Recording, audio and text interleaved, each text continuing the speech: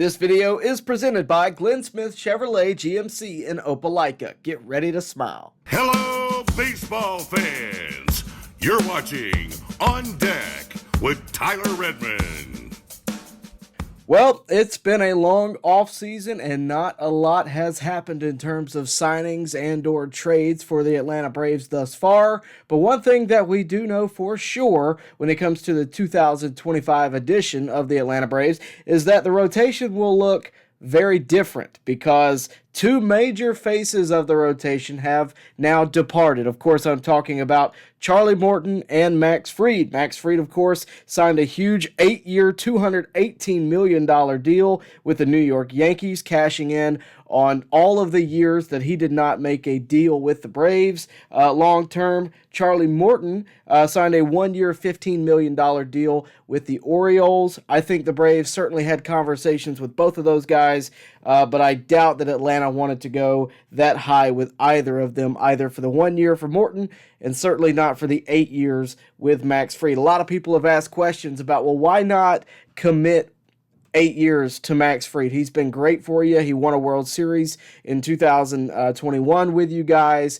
He's been the guy for the Braves for so long. Why not commit 8 years to him? Well, I think the biggest reason is you're competing in a different size tax bracket with the Yankees and, of course, the Dodgers and anyone else within that realm. $218 million across 8 years was never going to happen in Atlanta.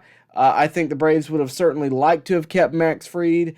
I've said for years that I thought that the Braves were probably quietly trying to lock him up to a Spencer Strider, Ronald Acuna-esque deal, $10 million for 10 years, something along those lines.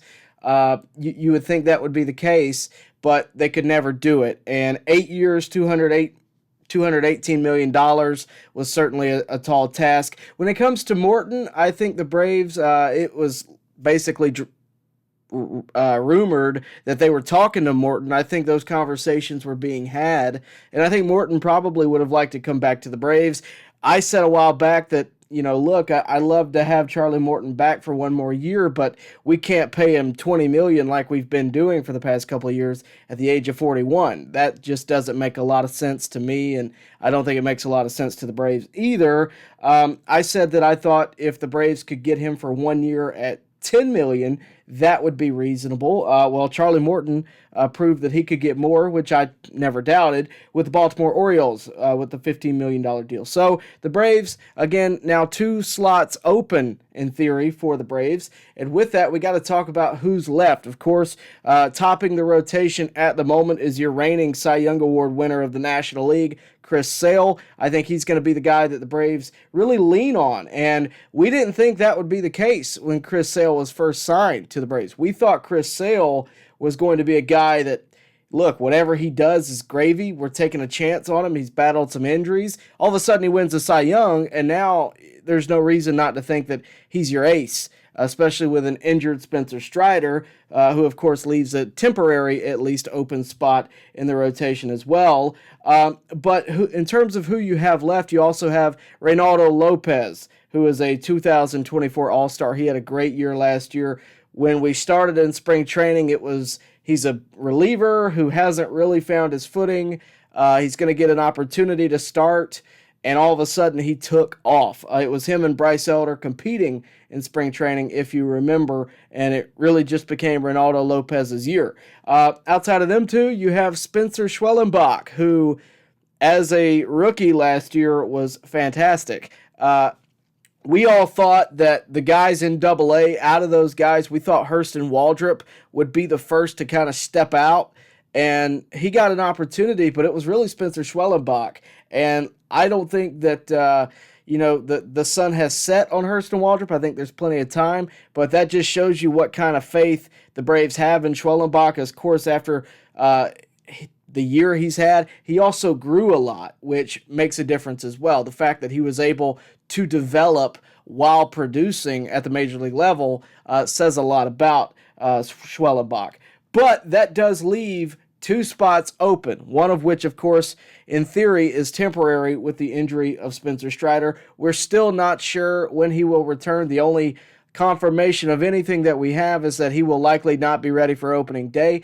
That could mean he'll be ready by June. That could mean he'll be ready by the All-Star break. It could mean he comes back after the All-Star break. We never really know with injuries. I always err on the side of caution with this. We saw with Max Fried, it kind of took him longer to come back last year. With Acuna, they kept delaying his eventual return coming off the first injury. So we never really know when it's going to be, and same really this year with Acuna. We don't know when he'll be back. But focusing on the starting rotation, that leaves a temporary open slot. We're going to talk more about that in a second. But then you also have an open fifth spot there in the rotation as well due to the loss of Charlie Morton and Max Fried. Again, Spencer Strider out for the foreseeable future.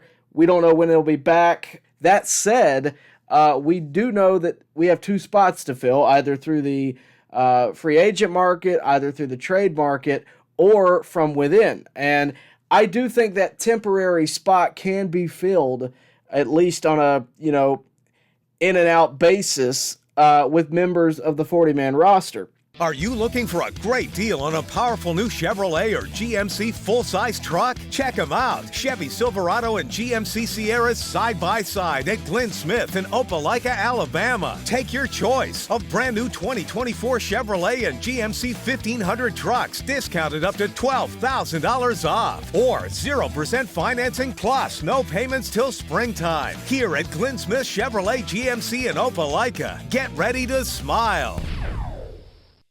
And I know that that's not what you're going to want to hear. I know that's not what you're going to want to even think about, that we're going to fill a spot in the starting rotation with guys who have, in Europe, I'm sure in some of your opinions, mulled around in the minors of the past few years. You're not going to want to hear that, right? The Bryce Elders of the world, the Ian Andersons of the world, you're not going to want to hear that. But with the questionable timeline of Spencer Strider, it doesn't make a lot of sense for the Braves to spend capital, whether that be in trading prospects or trading players for a pitcher, or spending money on a free agent. It just doesn't make a lot of sense, in my opinion, of spending that capital on a big-time free agent or even a middle-of-the-road free agent. I just don't know that it makes sense. And really, a competition in spring training between the likes of AJ Smith Shawver, Hurston Waldrep, Ian Anderson, Bryce Elder, Darius Vines, Allan Winans, who knows, maybe even Grant Holmes. A competition of that ilk, I don't have a problem with. I think there's at least one diamond in the rough in that mix, maybe more than one. So how bad could that really be? We've seen competitions be successful in the past. I mentioned earlier Reynaldo Lopez and Bryce Elder last year. That gave us an all-star all of a sudden, right? So you just never know what it might take. And really, that's what I think the Braves intend to do with the rotation. I thought, come halfway through last year, I would have told you that I thought the Braves were going to have to sign two starting pitchers this offseason. What changed that opinion was the debut and the performance throughout 2024 of Spencer Schwellenbach or Reynaldo Lopez. Both of those guys pitched so well last year that you have to have a little faith in them. And look, I think that sometimes guys in the organization just need a shot. And I think we have a lot of guys who have been passed over the years, that kind of could use that kind of opportunity. And if it doesn't work out, you still have Strider's eventual return in the waiting.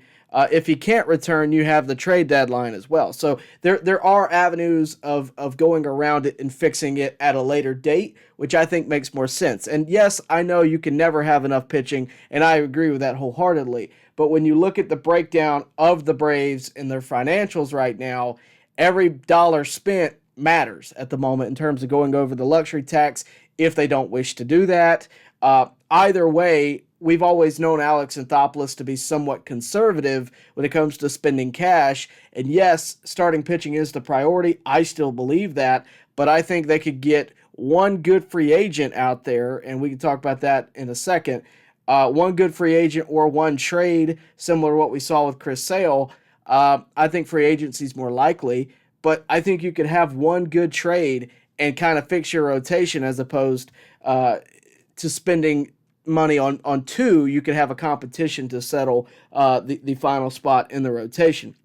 And really, the market has been set for starters. Fried getting the money he did, over 200 plus million, that just tells you what kind of premium starters are going to come at. Because look, I love Max Fried's career in a Braves uniform as much as anybody, but 218 million is substantial, and it was never going to happen in Atlanta. I don't think the Braves are going to pay any starting pitcher that kind of money. And really, a lot of people are going to ask why. The reason is they're so prone to injury, right? Max Fried, bless what he did in 2021. I mean, really. But after that, he's really battled some injuries, and I'm curious even to see what he does in a Yankees uniform. I think he'll have success, but I think injuries are bound to happen with any big-time arm that pitches every 5 days. It's going to happen. I wish him all the success in the world, but I just can't imagine spending that kind of money on one guy, period, that, again, only pitches every 5 days. Morton, I kind of understand, again, why they didn't want to pay the $15 million for Morton. I think if it was Morton 5 years ago, even 2 years ago, they jump at that price. At 41 years old, questions start to really add, and they can't really risk $15 million going out the window for that kind of thing. They just can't. All due respect to them, we've seen other veterans, veteran starting pitchers really fall off at the age of 40.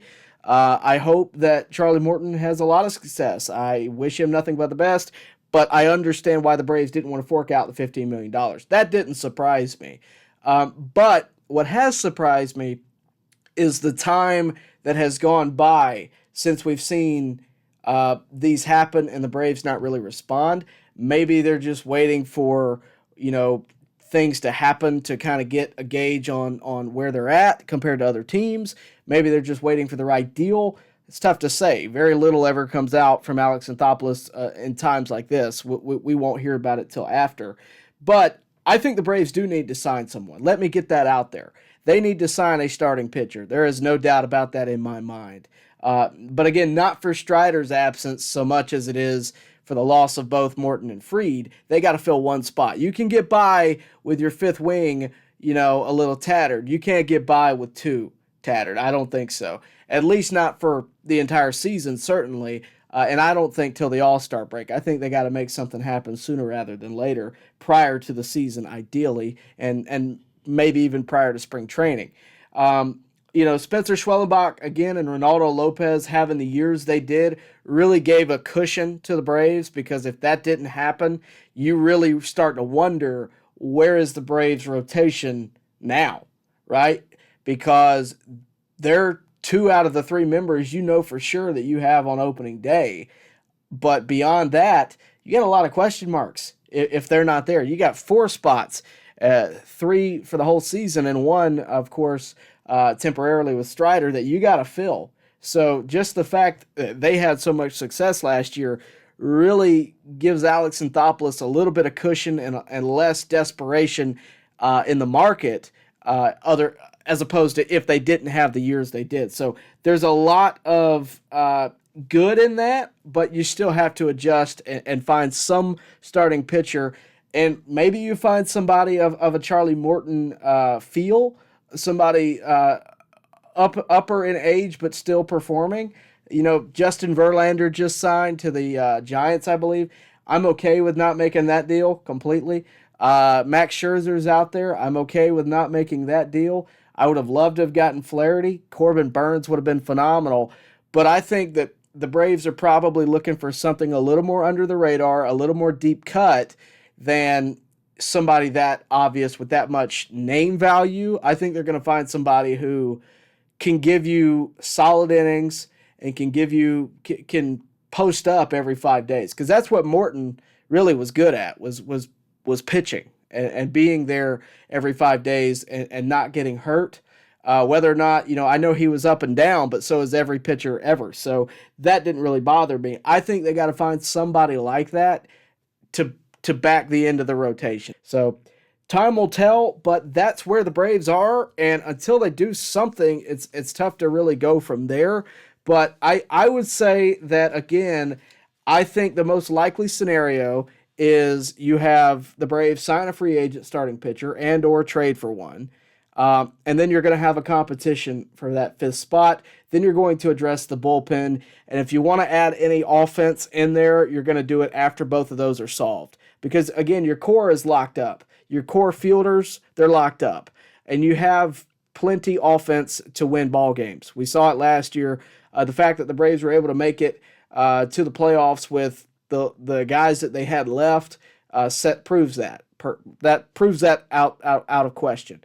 That said, bullpen and starting pitching, those got to be addressed sooner rather than later. That said, guys, thank you for watching. Really appreciate you doing it. I know it's been kind of quiet around here lately, but can't blame me, blame the Braves. There hasn't been a ton to talk about. I wanted to get on here and talk about that before the Braves do inevitably sign something and maybe give you a precursor as to why they signed that guy, why they've waited so long, that kind of thing. We will be doing more regular content, I promise. I got some things planned, some exciting things, some interviews possibly. Some exciting content coming your way soon. But to find that, what you need to do is, of course, like this video, subscribe to the channel, and hit the bell for notifications so that you can stay up to date with everything going on here at On Deck and, of course, with your Atlanta Braves. That said, guys, thank you for watching, and we'll see you next time right here at On Deck. This video has been presented by Glenn Smith Chevrolet GMC and Opelika. Get ready to smile. Baseball fans, make sure you like and share this video and subscribe to this channel. As always, thank you for your support.